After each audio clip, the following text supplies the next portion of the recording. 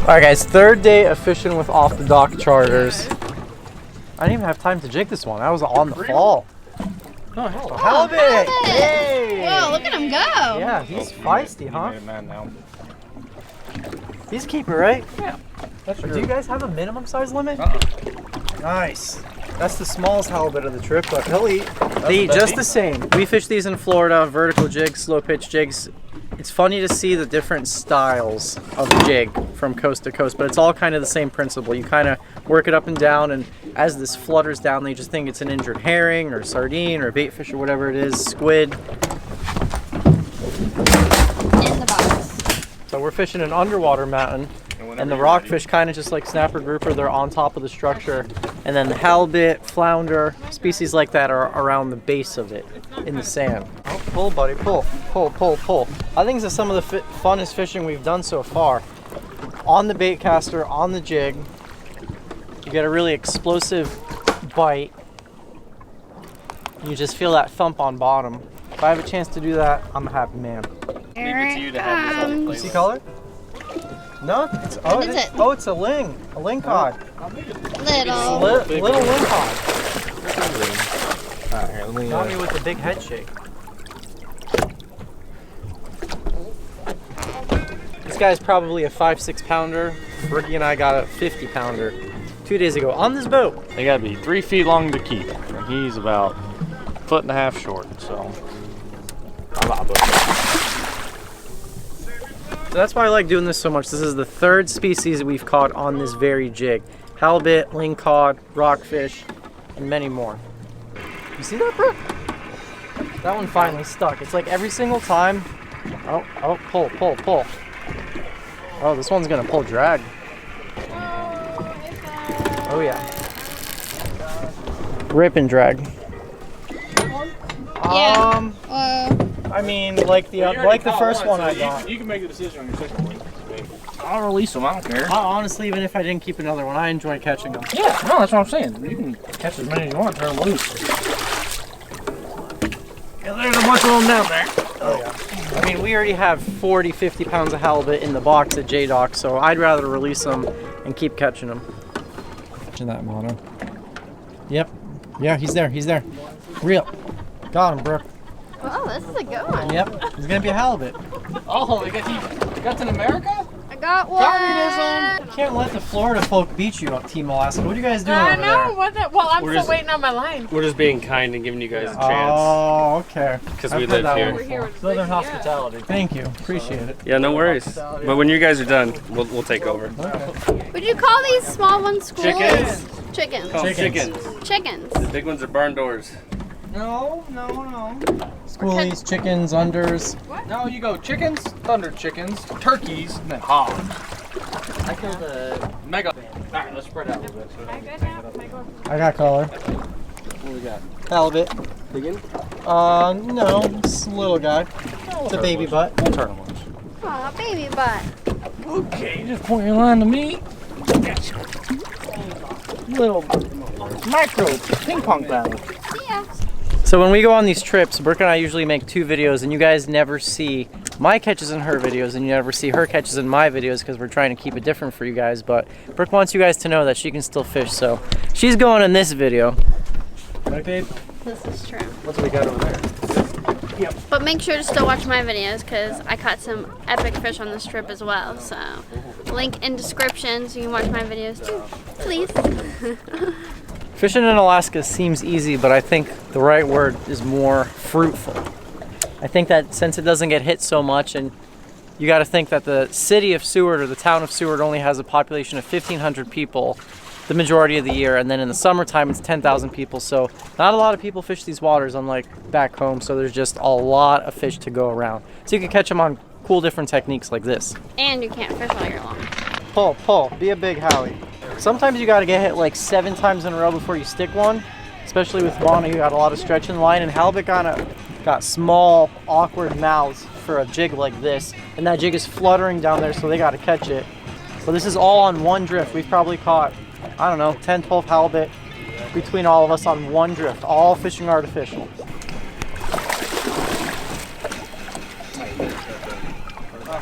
Oh, that's a baby.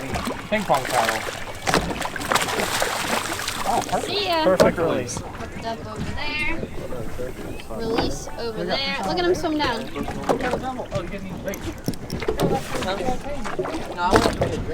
There has to be thousands and thousands of halibut. We probably drove like 70 miles, and everywhere you drive, every spot is just loaded with halibut. Some better than others, but I think the bottom, there's not really any pelagic fish in Alaska. Like, you don't have tuna, dolphin, wahoo, sailfish up top, but the bottom is just fruitful with life. Rockfish, skates, lingcod, halibut. The only thing we've seen on top in Alaska so far is a salmon shark. It's like first deck. Lingcod! Oh, baby Lingcod! Oh my gosh, he's barely hooked on the bottom. Look at that. Another small lingcod. One of the gnarliest looking fish I've ever seen. I want to show you guys his mouth. Look at how big that thing is. Compared to the size of his body, he's got a huge mouth. Just voracious predator. Such a sick looking fish. So we just set up on a new drift, got on top of the pinnacle where the rockfish live. So we got plenty of halibut in the box, but not very many rockfish. Look, walleye. Wow. That's a cool looking one right there. Look at that. He's got the biggest spines of any of the rockfish I've seen so far on this trip. That's a beauty. What was that? Oh, another copper. Sick looking fish. Look at the color difference of these two copper rockfish. They do This look like one- grouper. They look just like, I saw him come overboard. I thought it was a red grouper. So everyone's got a copper rockfish. I did not get one on the last drop, but hopefully this is the drop. Oh my gosh. Well, we'll see if this is it. I didn't even have to jig it. Black rockfish. Uh-oh, am I hooked to you? No. Oh crap, I have one. Whoa! Sorry. Nice job. That's a sick fish. Yeah, it does. Nice job, guys. Thank you. Put it on my sneaky pole. Beautiful fish. Oh crap, I have some. Oh, no. Your line's twisted right over here. Alright guys, so this is going to be the ending of our last day fishing with Off the Dock. This was day 3. For me, I love catching fish on light gear, so I don't care how big it is. We got jigs. And jigs, and we caught double digits of halibut, rockfish, everything. So just flew the drone a little bit. I hope you guys are enjoying all that footage and you can really take in all the beauty. If you're not here, at least I can show you from our lens or our point of view of what we've been able to experience. And I want to thank you guys once again, because we would not be here without you guys. So I just told Vic, I was like, I'm never in your videos anymore, because since I have a channel, we always split the footage, but I'm still here. she's still here. Most of the time behind the camera, but I don't know, I just had the time of my life. Absolutely. So I'll catch you guys at the fillet table. No, we were rock fishing. You guys on a salmon trap? Yeah.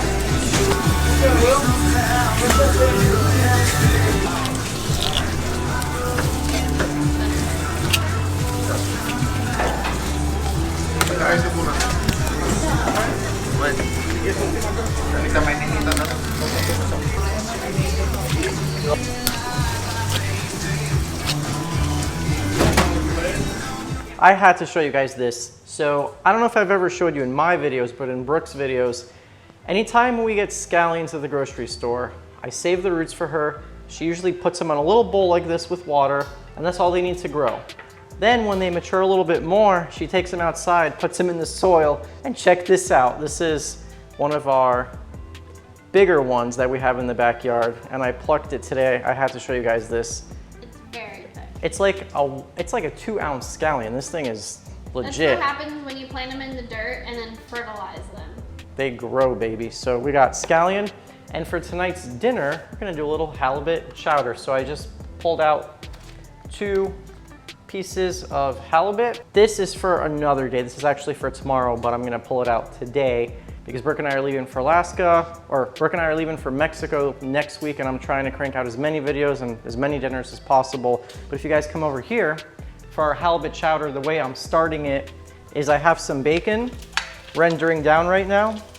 So what we're gonna do is we're gonna let this get crispy. Then I'm gonna strain the bacon. I'm gonna leave the fat in there, and then we're gonna start sauteing our trinity of celery, carrot, onion in the bacon fat instead of using oil. And then at the very end, so your bacon doesn't get soggy, you can put a little bacon crumble on your chowder. Pull out the bacon, crispy, on the paper towel. I didn't drain any of the bacon grease because this is a chowder and it's gonna go a long way. Onion, carrot, celery.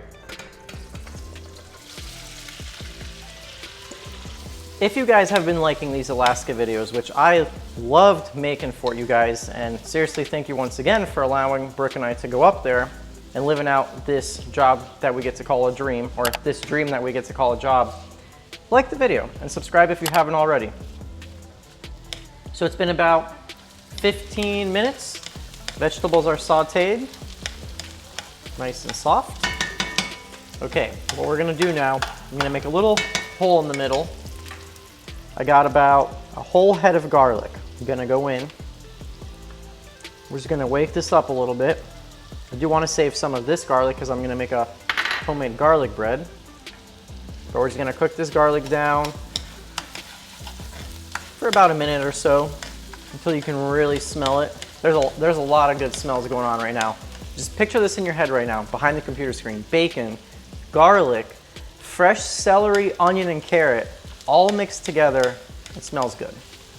Oh. Nice crispy bacon that you get to snack on. We're living good.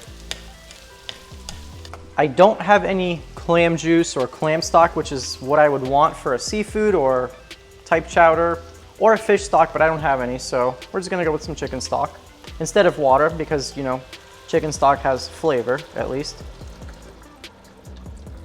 I don't want too much liquid because I do want this to be a thick chowder. I don't want it to be too soupy. So I'm gonna add my potatoes now. The potatoes take about 15-20 minutes. These are baby honey golds, just quartered up. We're gonna do potatoes. Once the potatoes are almost done, put the fish in. Fish doesn't take long. Fish takes like 5 minutes to cook. Last night I made an open-faced mahi sandwich with a really delicious herb and lemon aioli. Today, I'm gonna make that same aioli pretty much. I have the zest of 1 lemon. I don't know how much mayonnaise that is, but maybe like a 1/4 cup, okay? We're gonna take some fresh parsley that we got from our backyard. We're gonna do about half basil, half parsley, and then garlic. Like 2 cloves of fresh garlic, because fresh garlic is pretty strong. Give this a good mix. It was a big hit at the dinner table last night. I really liked it. So instead of doing a butter-based garlic bread, we're gonna do a mayo-based garlic bread.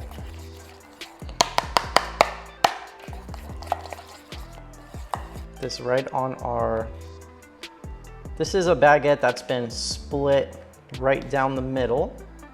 Okay, so now we're gonna just spread this onto our bread. Potatoes are just about done. Cut up my halibut into pieces just like this, little chunks. We got about 2 pounds of halibut going in this chowder. I'm gonna add all this fish in, as well as creamy style corn is so delicious. So think of corn, but think of like a corn stalk. You see how thick this stuff is? It's gonna give our soup a really nice body as well as flavor, as well as whole kernel corn. The nice thing about halibut is it's a very firm fish. So there's a lot of fish that you could not do this with because they would fall apart. If you like stir it like a yellowtail snapper or something, or a really flaky fish, halibut is a great fish for something like this because you can, you know, mix it around and it's not gonna fall apart in your soup. We're also gonna do some fresh parsley, as well as thyme. And like I told you guys, I want this to be real thick, so I waited to adjust my liquid till now. This is just a little bit of leftover heavy cream. But we're also gonna add, let me stir this in real quick. Okay, so I'm gonna slowly add in some half and half. Now it's coming to life, you see that?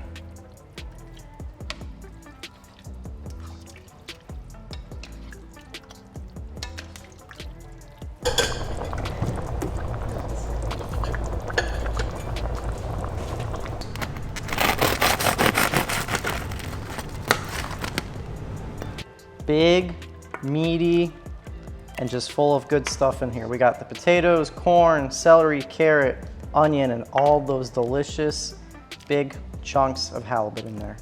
And then this is the bread I just took out. I put it under the broiler, got nice and crispy. And then, so here's what we do. Everyone gets a big bowl of chowder. And then you guys can top it with your bacon and chive if you like. Do it, Deb. Beautiful. She has been plating her whole life.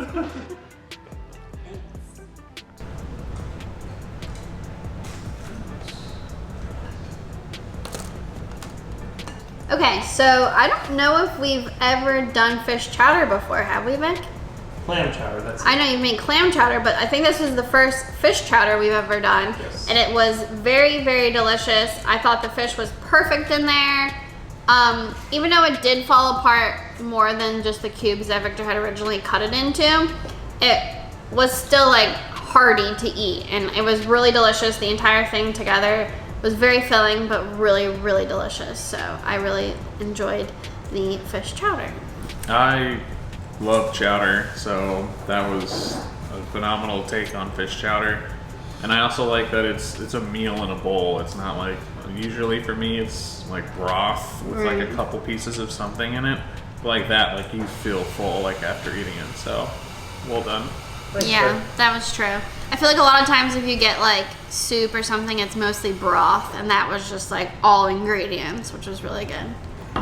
It was very tasty. It was like a warm bowl of comfort food. Everything in there just blended in there real nice, and the flavors and the taste was delicious. I enjoyed it too.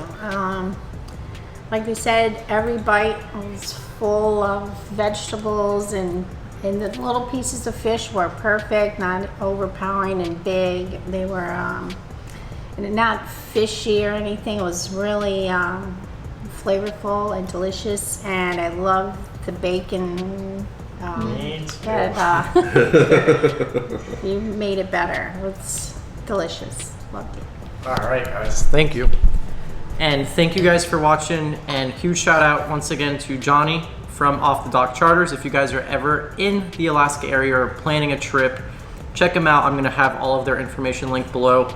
This is probably the last video you guys are gonna see from the Alaska trip, but what a trip of a lifetime for Brook and I. Halibut, rockfish, lingcod, the beauty, the nature, and everything, and I got to do it with my girl, so I'm very happy about that. Thank you guys so much for watching, and we'll catch you in the next one.